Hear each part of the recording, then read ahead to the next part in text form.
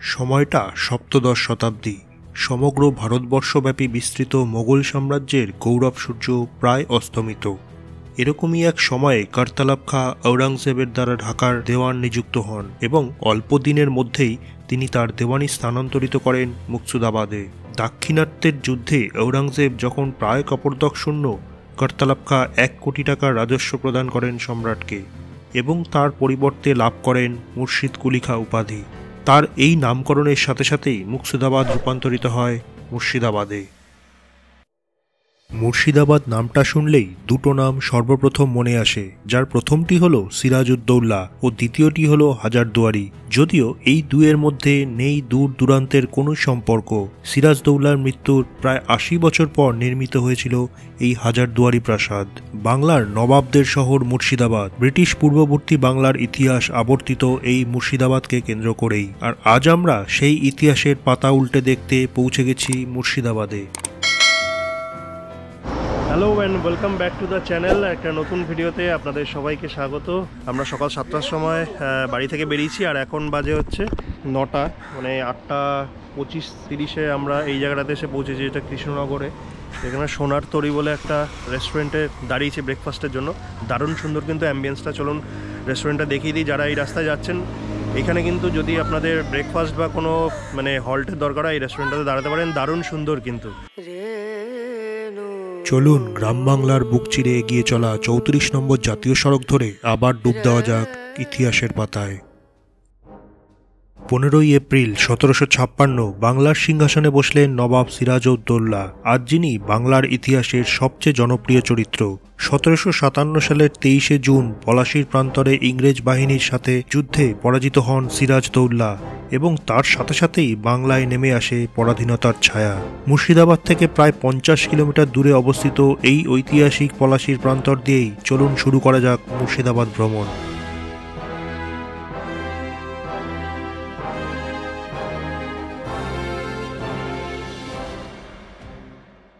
আমরা এখন রয়েছি হচ্ছে পলাশীর মনুমেন্টটার সামনে একদম।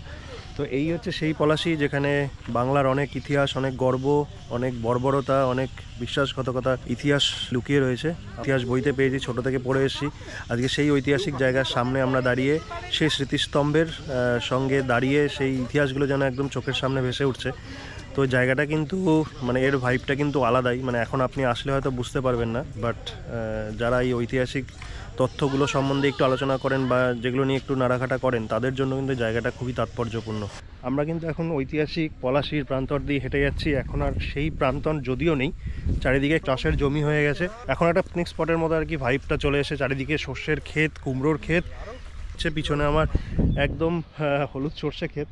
আর এখানে রয়েছে সেই স্মৃতিস্তম্ভটা। এই কিন্তু সেই প্রান্তর যেখানে সিরাজদৌল্লার সাথে লর্ড ক্লাইভের পলাশীর যুদ্ধ হয়েছিল, যেখানে বাংলার শেষ নবাব সিরাজদৌল্লা ইংরেজদের বশ্যতা স্বীকার করেছিলেন। তার সাথে সাথে কিন্তু ভারতবর্ষের ইতিহাসের একটা দারুণ পট পরিবর্তন ঘটেছিল। তারপরের ইতিহাস কিন্তু আমাদের সবার জানা।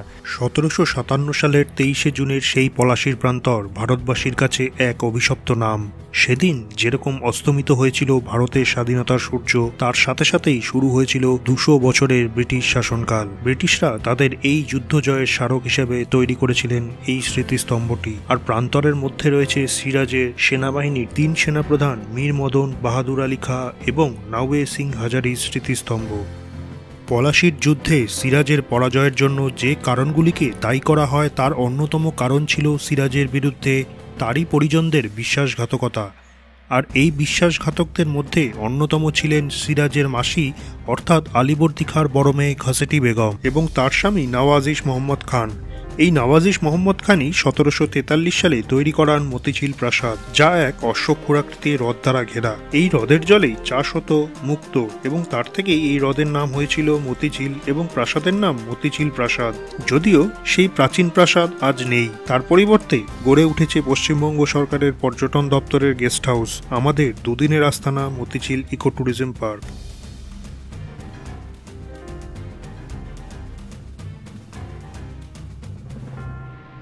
তো আমরা পৌঁছে গেছি মতিঝিল কটেজের রিসেপশনের সামনে। গাড়ি রয়েছে আর আয়ান আর ও কিন্তু এসেই খেলতে নেমে গেছে। জায়গাটা এতটা সুন্দর বাচ্চাদের জন্য।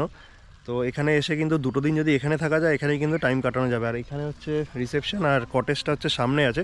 তো আমরা ওখানে যাব, বললো যে গাড়ি নিয়েও যাওয়া যাবে অথবা ওনাদের ওই গাড়িতেও যাওয়া যাবে। তো আমরা গাড়ি নিয়েই চলে যাচ্ছি, গাড়িটা সামনেই রাখবো।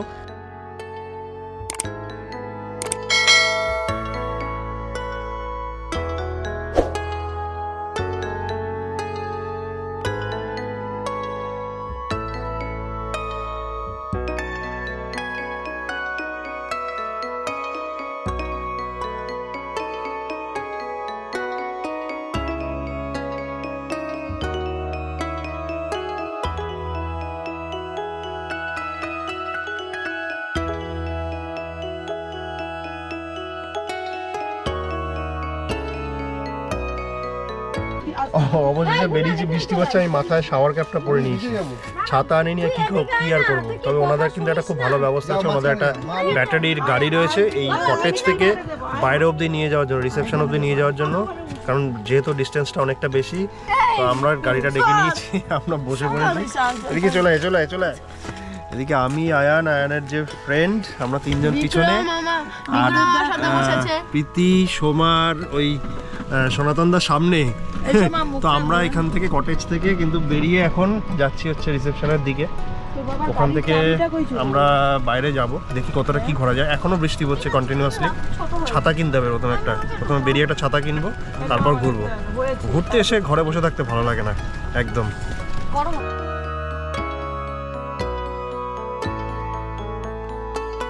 পার্কের পাশেই রয়েছে কালা মসজিদ, যেখানে আজ শায়িত আছেন নওয়াজিশ মোহাম্মদ এবং তার দত্তক পুত্র একরামউদ্দৌলা। আমরা এই মসজিদ ঘুরে দেখেছিলাম পরের দিন, অর্থাৎ 10ই ডিসেম্বর। সেদিন ওয়েদার ক্লিয়ার হয়ে গেছিল। তাহলে চলুন আবার ফিরে যাই আগের দিনের গল্পে। ঘাসেটি বেগম, নওয়াজিশ মোহাম্মদ, মির্জাফর এবং জগৎ শেঠের মিলিত চক্রান্তে সেদিন পলাশির যুদ্ধে সিরাজ তো হেরে গেলেন, কিন্তু তিনি মারা যাননি, বরং যুদ্ধক্ষেত্র থেকে পালিয়ে যান। এরপর মাত্র 9 দিনের মধ্যেই পলাতক সিরাজ ধরা পড়েন এবং মির্জাফরের পুত্র মিরানের আদেশে মোহাম্মদী বেগ 2রা জুলাই 1757 সালে সিরাজকে হত্যা করেন। ভাগীরথীর পশ্চিম পারে খোশবাগে আজও শায়িত আছে সিরাজ। আর শুধু সিরাজই নন, তার ভাই, দাদু, দিদিমা এবং প্রিয়তমা পত্নী লুৎফুন্নেসাও শায়িত আছেন সিরাজের পদতলে। চলুন আমাদের পরবর্তী গন্তব্য খোশবাগ।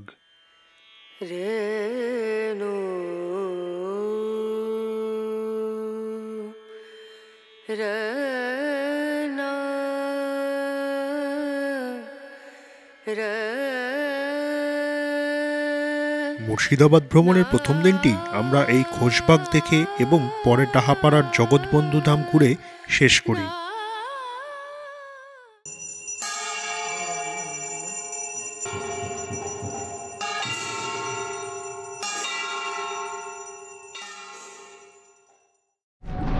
Good morning. আজকে হচ্ছে 10ই ডিসেম্বর। আমরা কটেজ থেকে বেরিয়ে গেছি। আজকে আমাদের কটেজটা ছেড়ে দিতে হবে। আজকে আমরা যে মেন ভবনটা রয়েছে ওখানে আজকে আমরা শিফট করে যাবো। গাড়ি পার্ক করে দিয়েছি। কালকের যে কাকার টোটোতে আমরা ঘুরেছিলাম সেই টোটো নিয়ে আজকে কিন্তু আমরা বেরোবো, মানে বেরিয়ে গেছি অলরেডি আর কি। সারাদিন আজকে মুর্শিদাবাদে এই টোটোটাতেই আমরা ঘুরবো। আর এখানে রয়েছে প্রীতি, আর এই হচ্ছে সোমা, আর সনাতনদা রয়েছে সামনে। একটা দারুণ ব্রেকফাস্ট করেছি আজকে আমরা, মানে সত্যি প্রপার্টিটার খাওয়া দাওয়া কিন্তু খুব সুন্দর।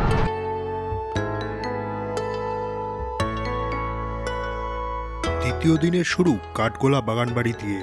প্রথম তোরণ পার করলেই রয়েছে বাগানবাড়ির প্রতিষ্ঠাতা 4 ভাই লক্ষ্মীপত সিং দুগ্গর, ধনপত সিং দুগ্গর, ছত্রপত সিং দুগ্গর এবং মহিপত সিং দুগ্গরের ঘোড়ায় চড়া মূর্তি। টিকিট কাউন্টার পার করলেই রয়েছে একটি বাউলি অর্থাৎ স্নানাগার, যাতে রাজস্থানী সংস্কৃতির ছাপ স্পষ্ট। এরপরই রয়েছে মূল বাড়িটি, যা আজ একটি মিউজিয়াম, যেখানে দুগ্গর পরিবারের ব্যবহৃত আসবাব, তৈলচিত্র, মার্কারি গ্লোব, বিলিয়ার্ড বোর্ড প্রভৃতি রয়েছে। রয়েছে একটি ছোট লাইব্রেরিও।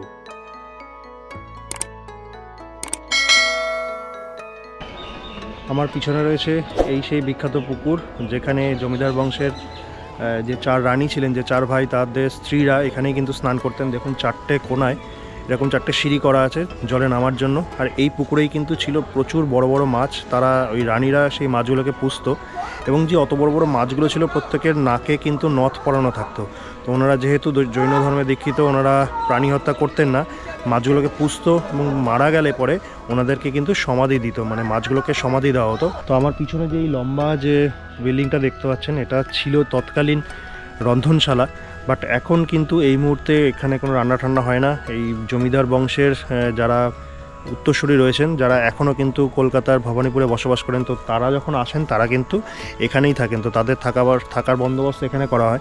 আর এই যে পিছনে যে স্ট্যাচুটা দেখছেন, বাড়ির ঠিক সামনে যে পুকুরটা রয়েছে যেটা দেখালাম আর কি, ওখানে খুব বড় বড় মাছ ছিল। তো যে বড় বড় মাছগুলো মারা যেত তাদেরকে কিন্তু এনে ওনারা এই জায়গাটাতে কবর দিয়ে দিতেন আর কি। এরকম 4টে জায়গা রয়েছে এই মাঝখানে নাচঘরটাকে কেন্দ্র করে, চারিদিকে 4টে এরকম জায়গা রয়েছে যেখানে মাছগুলো মারা গেলে কিন্তু ওনারা এখানে এনে পুঁতে দেন। এখনও সেই প্রথা চালিয়ে যাচ্ছেন। আমরা এখন রয়েছি নৃত্যমঞ্চের সামনে। এইখানে কিন্তু যখন নবাব জমিদাররা আসতেন তখন কিন্তু ওনাদের মনোরঞ্জনের জন্য এখানে নৃত্যের আয়োজন করা হতো। তো তৎকালীন লখনৌয়ের বিখ্যাত হীরাবাই ছিলেন, উনিও কিন্তু এখানে পারফর্ম করে গেছিলেন আর কি। ওনার এক রাত্রের জন্য খরচ হতো প্রায় 5,000 স্বর্ণমুদ্রা। বিখ্যাত নর্তকী ছিলেন আর কি, 6 ফুট 2 ইঞ্চি লম্বা ছিলেন। তো যখন এখানকার লোকাল জমিদাররা আসতেন আর কি, ওনাদের মনোরঞ্জনের জন্য কিন্তু এখানেই আসর বসত। নৃত্যমঞ্চটি ছাড়ালেই রাস্তার বাদিকে আছে প্রার্থনা গৃহ। জৈন ধর্মে যে দুটো ভাগ থাকে, একটা হচ্ছে শ্বেতাম্বর, একটা হচ্ছে দিগম্বর। তো ওনারা হচ্ছে শ্বেতাম্বর যে সম্প্রদায় তার অন্তর্ভুক্ত। তো ওনাদের যে গুরুদেব যারা ছিলেন আর কি, তাদের পদচিহ্ন রয়েছে এইখানটাতে। তো ওনারা কিন্তু এইখানে ওনাদের আরাধনা করেন আর কি। জায়গাটা খুব সুন্দর। আর মেঝেটার কাজগুলো দেখুন একটু, জাস্ট একদম রাজস্থান থেকে মার্বেল পাথর এনে এরকম সুন্দর করে কাজ করা হয়েছে। ওনাদের এই উপাসনা গৃহের দুপাশে রয়েছে দুটো সুন্দর মূর্তি, একটা হচ্ছে শ্বেত ভৈরব আর ওদিকে রয়েছে হচ্ছে কাল ভৈরব। এই দুটো মূর্তি নতুন করে করা রয়েছে আর কি। বাট এই যে দুটো মূর্তি রয়েছে, এইদিকে একটি আর ওপাশেও একটা রয়েছে, বাট ওগুলো হচ্ছে সেই পুরোনো আমলের। বাগানবাড়ির শেষ প্রান্তে রয়েছে একটি জৈন মন্দির, যার সামনের পুকুরে খেলে বেড়ায় বিরাট বিরাট মাছ। মূল মন্দিরটির অসাধারণ শিল্পকার্য দেখলে সত্যিই বিস্মিত হতে হয়। মন্দিরের ভেতরে জৈন তীর্থঙ্কর আদিনাথ, পরেশনাথ এবং মহাবীরের মূর্তি রয়েছে। আমাদের পরবর্তী গন্তব্য জগৎ শেঠের বাড়ি। এই যে একটু আগে বলছিলাম না, ব্রিটিশ পূর্ববর্তী ভারতের ইতিহাসে সবচেয়ে আলোচ্য ব্যক্তিত্ব সিরাজ, সেই সিরাজের বিরুদ্ধে ষড়যন্ত্রে সামিল ছিলেন এই জগৎ শেঠও। এই জগৎ শেঠ কোনো একজন ব্যক্তি নন, জগতের শেঠ অর্থাৎ তৎকালীন পৃথিবীর শ্রেষ্ঠ ধনকুবেরদের মধ্যে কিছুজন ছিলেন এই মুর্শিদাবাদের শেঠরাও, যাদের এই বিপুল ধনসম্পদের সুবাদে তাদের নাম হয়েছিল জগৎ শেঠ।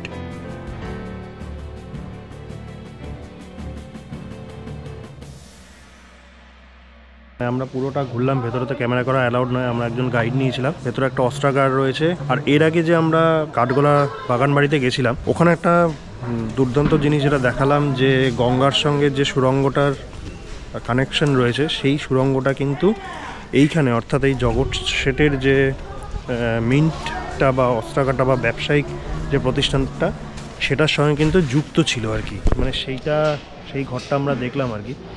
ওই কাঠগোলা বাগানবাড়ি থেকে ওই ভেতর থেকে যে সুড়ঙ্গটা রয়েছে সেটা এসে এইখানে এসে মিলতো। তো ওই যে জৈন ফ্যামিলি যারা কাঠগোলা বাগানবাড়ি তৈরি করেছিলেন, তারা নামেই আর কি ওই কাঠ এবং গোলাপের ব্যবসা করতো, কিন্তু আদতে কিন্তু ওনারা মূল্যবান যে পাথর বা হিরে মণিমাণিক্য তার ব্যবসা করতো, মানে তার স্মাগলিং করতো অ্যাকচুয়ালি। এবং সঙ্গে সঙ্গে তারা বিভিন্ন রকম হুন্ডি বা সুদের কারবারও করতো। তাদের এই সমস্ত গোপন চক্রগুলো চলতো কিন্তু এই বাড়ি থেকে অ্যাকচুয়ালি। তো এই যত রকমের এই স্মাগলিংয়ের জিনিসপত্র বলুন, তথ্য বলুন, তারা কিন্তু এই সুড়ঙ্গ পথে এইখান থেকেই ওই বাগানবাড়িতে বা বাগানবাড়ি থেকে এইখানে আনা নেওয়া করতো এবং এখান থেকেই পুরো বিজনেসটা রান করাতো। তো অ্যাকচুয়ালি এটা কিন্তু জগৎ শেঠের বাড়ি নয়, এটা অ্যাকচুয়ালি ওনার মানে ব্যবসায়িক প্রতিষ্ঠান বলতে পারেন। আর অসাধারণ সুন্দর, ভেতরে প্রচুর মানে ঐতিহাসিক তথ্য রয়েছে, একটা অস্ত্রাগার রয়েছে, তাদের ব্যবহৃত জিনিসপত্র রয়েছে, মানে দারুণ সুন্দর। আসুন, এক্সপিরিয়েন্স করুন। আর তাদের ব্যবহৃত কিছু মুসলিম মানে একদম অরিজিনাল একটা মুসলিম শাড়ি রয়েছে, যেটা আংটির মধ্যে দিয়ে ক্রস করানো, সেগুলো পরিয়ে আর কি ওনারা বাইজিদেরকে এখানে নাচ গান করাতেন। তো এরকম বিভিন্ন রকম ঐতিহাসিক তথ্য রয়েছে জগৎ শেঠদের। ওনাদের নিজস্ব কিছু কালেকশানের জিনিসপত্র রয়েছে, একটা উল্কাপিণ্ড রয়েছে। তো দারুণ এক্সপিরিয়েন্স একটা, অবশ্যই কিন্তু এটা আসবেন না, মানে না দেখলে কিন্তু এটা মিস হয়ে যাবে। সিরাজদৌল্লার পর বাংলার মসনদে বসেন মীর জাফর। তারই দ্বিতীয় স্ত্রী বাব্বু বেগমের সন্তান ছিলেন মোবারকদৌল্লা, যিনি মীর জাফরের পর বাংলার মসনদে বসেছিলেন। এই মোবারকদৌল্লার রাজস্ব বিভাগের দায়িত্বে ছিলেন কুখ্যাত দেবী সিংয়ের উত্তরসূরি কীর্তিচাঁদ। তিনি ছিলেন অত্যন্ত নৃশংস। কর আদায়ের জন্য তিনি স্ত্রী পুরুষ নির্বিশেষে সকলের উপর অত্যাচার করতেন। ৭৬-এর মন্বন্তরও তার এই অত্যাচারের মাত্রা কমাতে পারেনি। আমাদের পরবর্তী গন্তব্য এই কীর্তিচাঁদের বসতবাড়ি নসিপুর রাজবাড়ি। তো আমরা এখন রয়েছি নসিপুর রাজবাড়িতে। কুখ্যাত দেবী সিংয়ের নাম তো আপনারা অনেকেই শুনে থাকবেন। তো ওনারই কিন্তু প্রতিষ্ঠিকৃত এই রাজবাড়ি। উনি ছিলেন ট্যাক্স কালেক্টর। প্রজাদের ওপর অকথ্য অত্যাচার করে কিন্তু উনি প্রজাদের থেকে ট্যাক্স কালেক্ট করতেন, এবং তার যে নিশান সেগুলো কিন্তু এই রাজবাড়িতে রয়েছে আর কি। এগুলো আসলে কিন্তু আপনারা দেখতে পাবেন, যদিও রাজবাড়ির এবং মিউজিয়ামের অবস্থা আজকে দিনে খুব একটা ভালো নয়, বাট উনি যে কী পরিমাণের নৃশংস ছিলেন তার ইতিহাস কিন্তু লুকিয়ে আছে এই রাজবাড়ির মন্দিরেই। এক কথায় তাকে ডাকাতই বলা যায়, এবং তিনি আক্ষরিক অর্থেই ডাকাত ছিলেন, কারণ এখানে প্রতিষ্ঠাও করেছেন ডাকাতকালীর। তো একবার এসে কিন্তু ঘুরে যাবেন। নসিপুর রাজবাড়ির অনতি দূরেই রয়েছে নসিপুর আখড়া। রামানুজ সম্প্রদায়ের এই আখড়াটি পরিচালিত হয় এই সম্প্রদায়েরই শিষ্যগণের দানে। ঝুলনযাত্রা ও রথযাত্রায় আখড়ার প্রাঙ্গণে মেলা বসে। এখানে আসলে দেখতে পাবেন পিতল ও কাঠের রথ। রয়েছে 14 ফুট উচ্চতার একটি রূপোর রথও। আমরা নসিপুর রাজবাড়ি থেকে চলে এসেছি হচ্ছে নসিপুর আখড়ায়। একদম রাজবাড়ি থেকে একটুখানি এগিয়ে আসলেই এই আখড়া। তো রামানুজ সম্প্রদায়ের যারা সাধু রয়েছেন তারাই কিন্তু এই আখড়াটি প্রতিষ্ঠা করেছেন। এখনও মানে সেই সম্প্রদায়ের সাধুরাই কিন্তু এখানে থাকেন। তো চলুন একটু ঘুরে দেখি এই নসিপুর আখড়া। পাশেই রয়েছে হচ্ছে মীর জাফরের বাড়ি, যদিও সেখানে ঢুকতে দেয় না, যাব। ওখানে ওনার পরিবারের কিছু সদস্য আজও থাকেন, তো সেটাও দেখব। তো এই আখড়া আগে দেখে তারপরে যাব মীর জাফরের বাড়ির সামনে।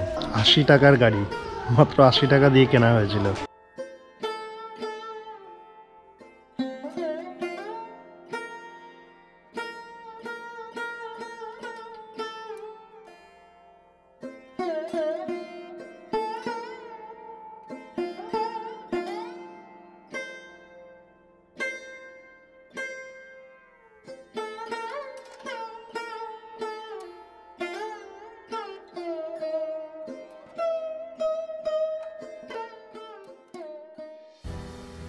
নবাব আলীবর্দী খাঁ তার বোন শাহ খানমের জন্য জাফরাগঞ্জে একটি প্রাসাদ নির্মাণ করান। শাহ খানমের সঙ্গে মীর জাফরের বিয়ে হওয়ার পর মীর জাফরও এই প্রাসাদেই থাকতেন। এই প্রাসাদের কোনো এক ঘরে সিরাজকে হত্যা করা হয়েছিল, যদিও প্রাসাদটি আজ অবশিষ্ট নেই, শুধু সামনের তোরণটি অবশিষ্ট রয়েছে। প্রাসাদটি হাজারদুয়ারি থেকে 2.5 কিলোমিটার উত্তরে অবস্থিত।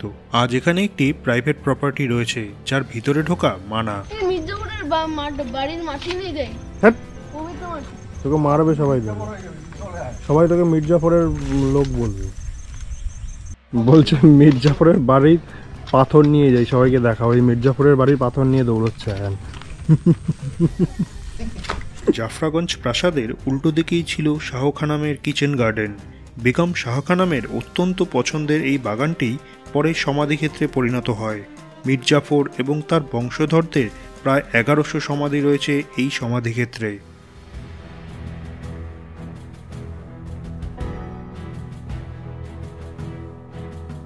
নবাব মুর্শিদ কুলি খাঁর একমাত্র কন্যা এবং মুর্শিদাবাদের দ্বিতীয় নবাব সুজাউদ্দিনের স্ত্রী ছিলেন আজিমুন্নিসা। আমাদের পরবর্তী দ্রষ্টব্য এই আজিমুন্নিসার সমাধি। তা আমরা এখন রয়েছি আজিমুন্নিসার স্তম্ভে। মানে মুর্শিদ কুলি খাঁর একমাত্র কন্যা সন্তান ছিলেন এই আজিমুন্নিসা। এখানে একটি মসজিদ ছিল আর কি। তো মসজিদটি এখন নেই, উনি নিজেই এই মসজিদের নির্মাণ করেছিলেন, এবং তার বাবা মুর্শিদ কুলি খাঁর যেরকম কবরটা ছিল তার নিজের নির্মিত মসজিদের ঠিক নিচে, ওনার নির্মিত মসজিদের নিচে কিন্তু ওনার কবরটা রয়েছে। একটা প্রচলিত কথা আছে যে কলিজা খাকি বলে ওনাকে বদনাম করা হয়েছিল, বাট মানে এর কোনো প্রমাণ পাওয়া যায়নি। তো চলুন ঘুরে দেখি এই আজিমুন্নিসার স্তম্ভ। এরকম আগে 5টা গেট ছিল, এখন একটাই রয়েছে, আর এর পিছনে ছিল হচ্ছে মসজিদ। আর ভাগীরথী ছিল ঠিক মসজিদের পিছনেই। ভূমিকম্পের সময় পুরো এই ভাগীরথীর জল কিন্তু উঠে এসে মসজিদ পুরো ধ্বংস করে ফেলে। তো এখন একটাই এই গেটের ধ্বংসাবশেষ আর কি অবশিষ্ট রয়েছে, বাকি 4টে গেটই কিন্তু নষ্ট হয়ে গেছে। এই আজিমুন্নিসার পিতা অর্থাৎ মুর্শিদ কুলি খাঁ ছিলেন অত্যন্ত ধর্মপ্রাণ মানুষ। তার নির্দেশেই তার বিশ্বস্ত অনুচর নির্মাণ করান কাটরা মসজিদের। যেরকমটা একটু আগেই বললাম, মুর্শিদ কুলি খাঁর মৃত্যুর আগেই মসজিদের সিঁড়ির নিচে এমনভাবে নিজের সমাধি ভবনটি নির্মাণ করেছিলেন যাতে মসজিদের প্রবেশপথে সকলের পদধূলি তার সমাধির উপর পড়ে এবং তার আত্মা বেহেশতে গমন করতে পারে। আপনারা জানলে অবাক হবেন, মুর্শিদ কুলি খাঁ ছিলেন বুরহানপুরের ব্রাহ্মণ বংশোদ্ভূত। জন্মসূত্রে হিন্দু হলেও পরবর্তীকালে হাজি ইস্পাহানের বণিক কৃতদাস রূপে বিকৃত হন এবং মুসলিম ধর্ম গ্রহণ করেন। এই কারণেই তিনি তার কাটরা মসজিদের মধ্যেই নির্মাণ করেছিলেন একটি শিব মন্দিরের। পরবর্তীকালে এএসআই এই মসজিদকে হেরিটেজ বলে ঘোষণা করার পর মন্দিরটিকে সীমানার বাইরে করে দেওয়া হয়। বিশাল মসজিদ প্রাঙ্গণে কয়েকশো মানুষ একসাথে নামাজ পড়তে পারতেন। প্রাকৃতিক নিয়মেই মসজিদ আজ অনেকটাই ক্ষতিগ্রস্ত।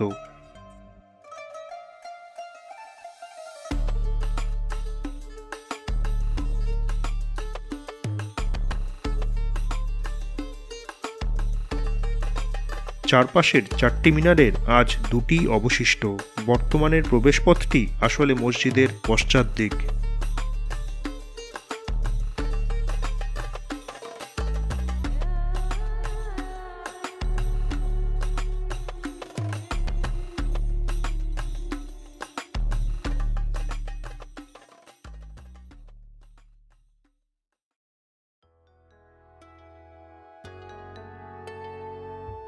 চলুন সময়ের সরণি ধরে এগিয়ে যাওয়া যাক অষ্টাদশ শতাব্দীতে। 1829 সালের 29শে আগস্ট নবাব নাজিম হুমায়ুনজা তৎকালীন governor general lord William Cavendish বেন্টিংকের উপস্থিতিতে ভিত্তিপ্রস্তর স্থাপন করেন হাজারদুয়ারি প্রাসাদের।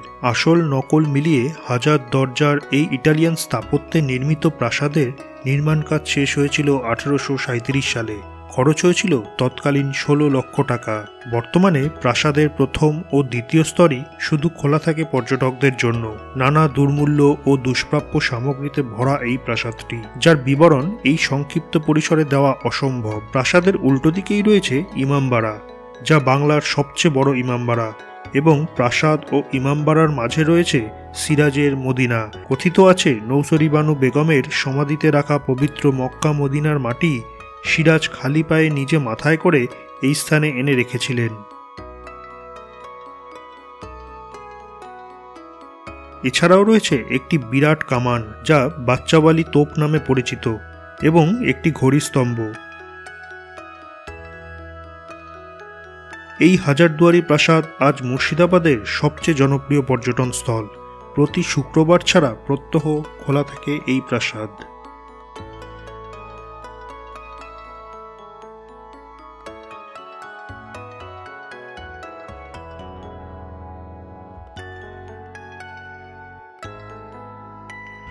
আর এই হাজারদুয়ারি প্রাসাদকে দিয়েই আমরা শেষ করছি আমাদের মুর্শিদাবাদ ভ্রমণ। কেমন লাগলো অবশ্যই জানাবেন। ভালো লাগলে please like the video and share with your friends. আমরা খুব শিগগিরই ফিরে আসবো এরকমই নতুন কোনো ভিডিও নিয়ে। অ্যান্ড টিল দেন ভালো থাকুন, সুস্থ থাকুন এবং দেখতে থাকুন রোম টেলস।